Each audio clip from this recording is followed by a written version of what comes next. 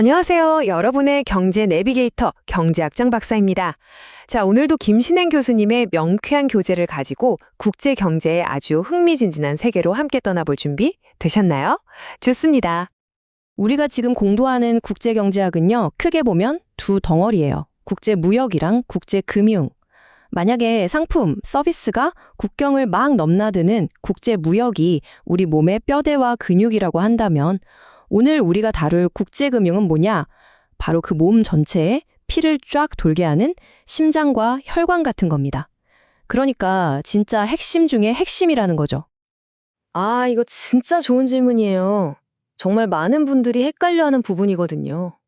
이름만 딱 들으면 유럽돈 말하는 건가? 싶잖아요. 근데 이게 사실은 완전히 다른 얘기입니다. 자, 뭐가 다른지 한번 제대로 뜯어보겠습니다.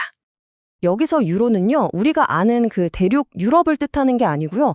바깥에 있다, 국경 밖에 있다 이런 의미로 쓰인 거예요. 그러니까 어떤 나라의 돈이 그 돈을 찍어낸 나라 밖의 은행에 예금되어 있다? 그럼 그걸 바로 유로 통화라고 부르는 겁니다. 자, 교재에 나온 이 부분 한번 크게 볼까요? 여기 정말 중요한 개념이 나오죠? 바로 유로달러. 이게 제일 대표적인 예시거든요.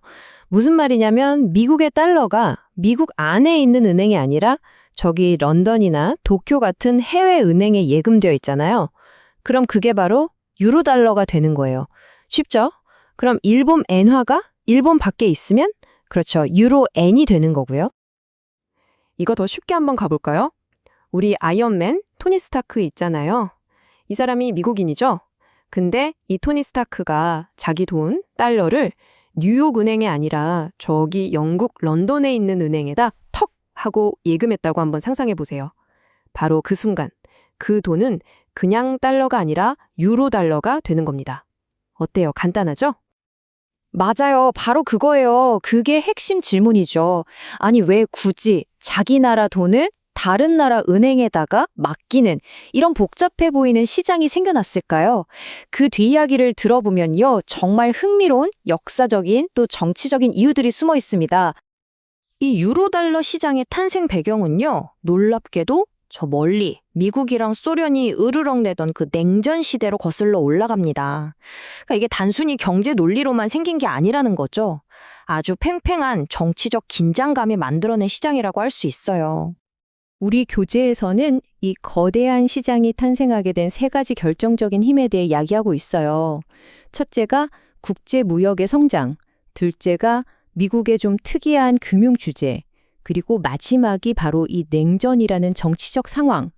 자, 그럼 하나씩 차근차근 파헤쳐 보죠. 자, 첫 번째, 2차 세계대전 끝나고 전 세계 무역량이 어마어마하게 늘어났어요. 예를 들어 영국에 있는 수입업자가 미국에서 물건을 사려면 달러가 필요하잖아요.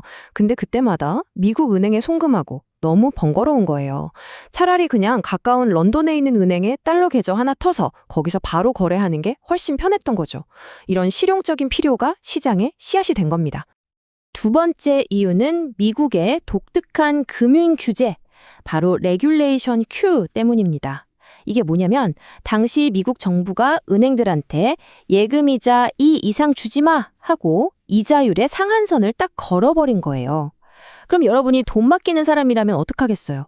당연히 이자 한 푼이라도 더 주는 곳을 찾겠죠? 바로 그래서 이 규제가 없는 해외은행으로 눈을 돌리기 시작한 겁니다. 달러가 미국 밖으로, 특히 런던으로 쫙 빠져나가는 아주 중요한 계기가 됐어요. 그리고 마지막, 세 번째 이유가 제일 드라마틱합니다. 당시 소련이 석유 같은 걸 팔아서 번 달러를 미국 은행에다 넣어뒀거든요.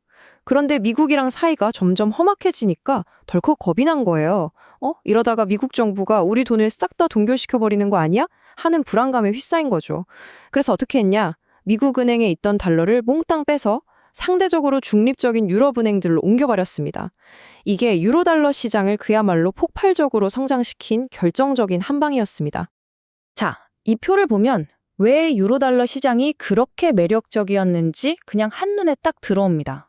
보세요. 미국 안에 있는 은행은 아까 말한 이자율 규제도 받아야 하고 또 지급준비금이라고 해서 손님한테 받은 예금 중 일부는 무조건 중앙은행에 쌓아둬야 하는 의무도 있었어요. 근데 국경 밖에 있는 유로달러 은행들은요? 이런 규제에서 완전히 자유로웠던 거죠. 규제가 적다는 게 무슨 뜻일까요? 은행 입장에서는 그냥 비용이 줄어든다는 얘기예요. 족쇄가 풀리는 거죠. 그러니까 유로달러 은행들은 예금하는 고객한테는 이자를 더 챙겨줄 수 있었고 돈 빌리는 고객한테는 이자를 더 깎아줄 수 있었던 겁니다.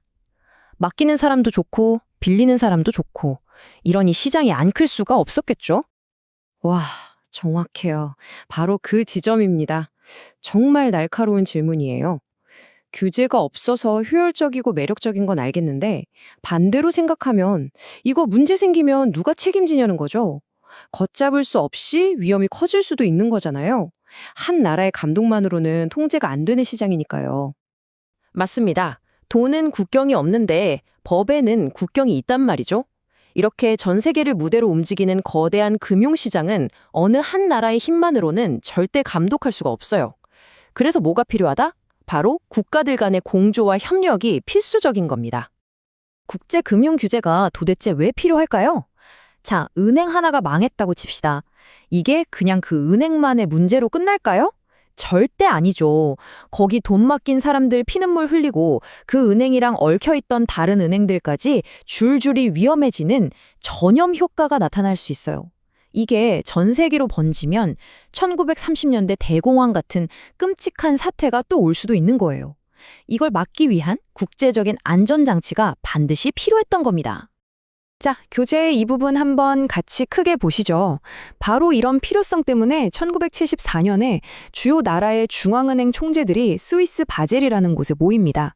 그리고 거기서 바젤 은행감독위원회, 우리가 줄여서 바젤위원회라고 부르는 걸 만들게 되죠. 이게 바로 국제금융 규제의 역사가 시작되는 아주 중요한 순간입니다. 바젤위원회가 하는 핵심 역할이 뭐냐? 바로 이거예요. 전 세계에서 활동하는 은행이라면 최소한 이 정도 규칙은 지켜야 한다 하는 글로벌 스탠다드를 만드는 겁니다. 축구 경기를 하는데 나라마다 룰이 다 다르면 경기가 되겠어요? 똑같아요. 공통의 규칙을 만들어서 다 같이 지키자. 그래야 시스템이 안정된다. 바로 이겁니다. 아주 좋은 질문이에요. 그렇죠. 유로달러, 바젤위원회 이런 좀 복잡하고 어려워 보이는 얘기가 지금 오늘을 살아가는 우리랑 도대체 무슨 상관이 있을까 하는 생각이 들 수 있죠.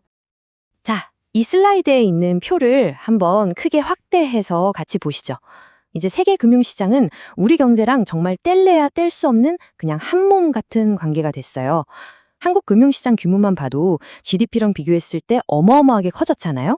이제는 저 멀리 런던이나 뉴욕에서 뭔가 금융적으로 살짝만 삐끗해도 그게 순식간에 우리나라 주식시장, 환율에 바로 영향을 주는 시대란 말이죠. 우리가 국제금융의 흐름을 알아야만 하는 이유가 바로 여기에 있는 겁니다. 네, 맞아요. 국제금융을 공부한다는 건 전 세계 경제라는 이 거대한 생명체의 혈액순환 원리를 배우는 것과 똑같습니다. 돈이 어디서 생겨서 어디로 흘러가고 왜 그쪽으로 흐르는지를 알게 되면 세상이 돌아가는 판을 훨씬 더 깊이 있게 읽을 수 있게 되는 거죠. 국제경제학, 솔직히 처음엔 좀 어렵게 느껴질 수 있어요. 용어도 낯설고.